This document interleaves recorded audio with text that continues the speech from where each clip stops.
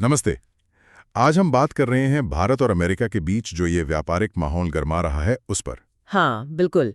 हाल में काफी कुछ हुआ है। हाँ, खासकर वो जो पूर्व अमेरिकी राष्ट्रपति ट्रंप ने घोषणा की थी भारतीय सामानों पर 25% टैरिफ और पेनल्टी की। जी, और वजह भी कई गिनाई।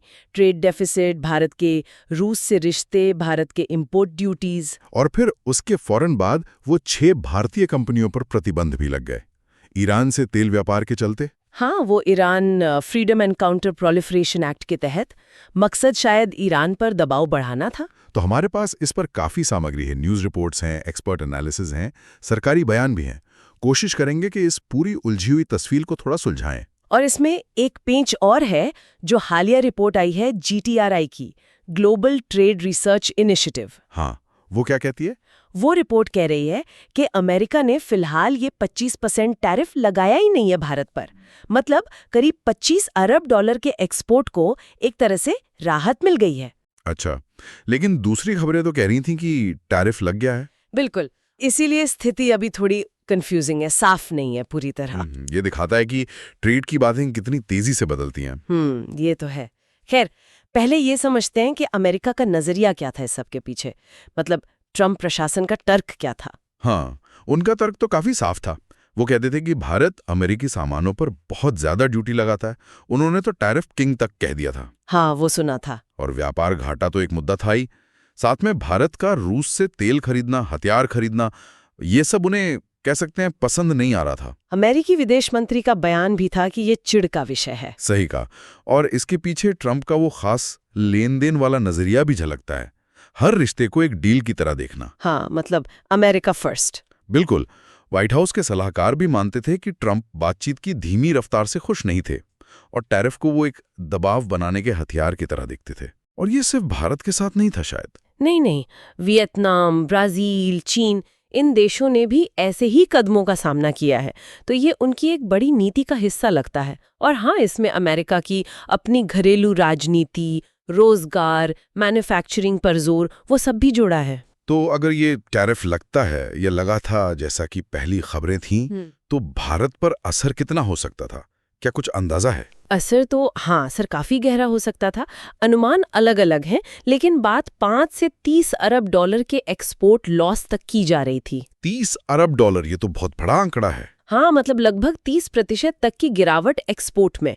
और खासकर वो सेक्टर जो ज्यादा रोजगार देते हैं, जैसे कपड़ा, रत्नाभूषण, इंजीनियरिंग गुड्स, उन पर बड़ा असर पड़ता। ये तो सीधे सीधे MSMEs पर मार पड़ती। बिल्कुल, ये सिर्फ आंकड़े नहीं है, ये लाखों रोजगार और छोटी कंपनियों का सवाल है। और पूरी अर्थव्यवस्था पर, मतलब GDP ग्रोथ पर। GDP पर भी असर का अनुमान था, कहीं 0.2%, तो कुछ अर्थशास्त्री तो 2 से 5% गिरावट की भी बात कर रहे थे। अरे बाप रे, 2-5% तो बहुत ज्यादा है। हाँ, हालांकि इसमें मतभेद है, लेकिन ½ % से ज्यादा की चोट भी भारत की ग्रोथ के लिए चिंता की बात तो है ही।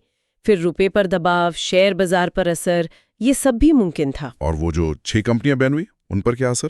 उनके लिए तो सीधा असर, अमेरिकी डॉलर में लेन देन मुश्किल, उनकी कोई अमेरिकी संपत्ति है तो वो फ्रीज हो सकती है, अमेरिकी कंपनियों के साथ बिजनेस बंद। और रणनीतिक तौर पर देखें तो भारत की अपनी स्वतंत्र विदेश नीति पर भी एक तरह का दबाव बनता है। तो भारत ने इस पर रिएक्ट कैसे किया है? क्या कोई जवाबी टैरिफ लगाए? नहीं, अभी तक तो भारत का रुख काफी सधा हुआ लग रहा है। सरकार कह रही है कि वो स्थिति को समझ रहे हैं और राष्ट्रीय हित सबसे ऊपर हैं, खासकर किसानों के हित, MSMEs के, उद्यमियों के। और ये भी कहा कि दबाव में नहीं झुकेंगे। हाँ, बिल्कुल। और खास तौर पर कृषि पर, डेयरी पर, GM फसलों पर, उन पर कोई रियायत देने से साफ मना किया है, क्योंकि ये लाखों किसानों की रोजी रोटी का सवाल है। तो रिपोर्ट्स कह रही हैं कि तुरंत कोई जवाबी कार्रवाई नहीं की भारत ने। जी, ज्यादातर रिपोर्ट्स यही कह रही हैं। शायद वो अभी वेट एंड वॉच मोड में है। तो फिर आगे की रणनीति क्या हो सकती है? क्या बातचीत बंद हो गई है? नहीं, बातचीत तो जारी रखने पर ही जोर है। सुनने में आया है कि शायद अमेरिकी डेलीगेशन इस महीने के आखिर में भारत आ सकता है। अच्छा। इसके अलावा विकल्प तो कई हैं, जैसे WTO में शिकायत करना या फिर नए बाजार तलाशना।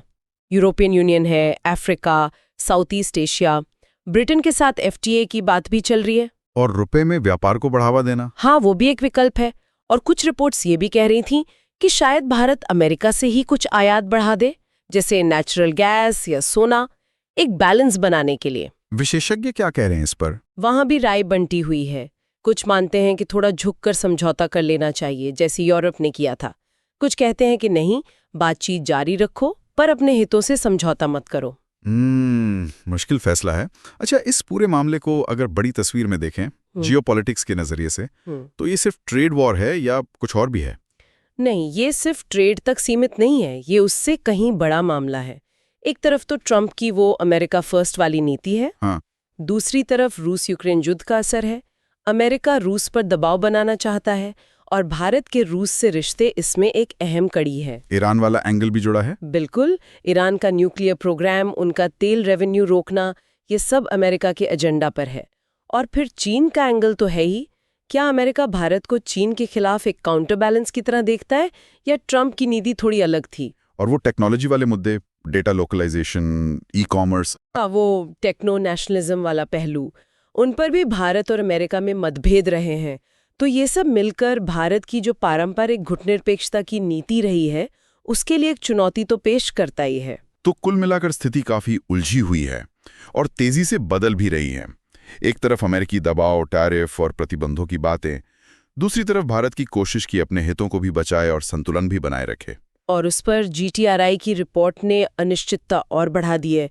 आर्थिक असर का डर, किसानों की चिंताएं, ग्लोबल पॉलिटिक्स, सब कुछ आपस में जुड़ा हुआ है। बिल्कुल। और यहाँ शायद एक सोचने वाली बात यह है कि जिस तरह से ये ग्लोबल व्यवस्था बदल रही है, बड़ी ताकतें ज्यादा संरक्षणवादी हो रही हैं, तो क्या ये भारत के लिए एक मौका है कि वो अपनी ट्रेड पार्टनरशिप को और फैलाए, मतलब अपनी निर्भरता कम करे और एक मल्टीपोलर दुनिया में अपनी स्वतंत्र जगह को और मजबूत करे? ये वाकई एक अहम सवाल है आगे के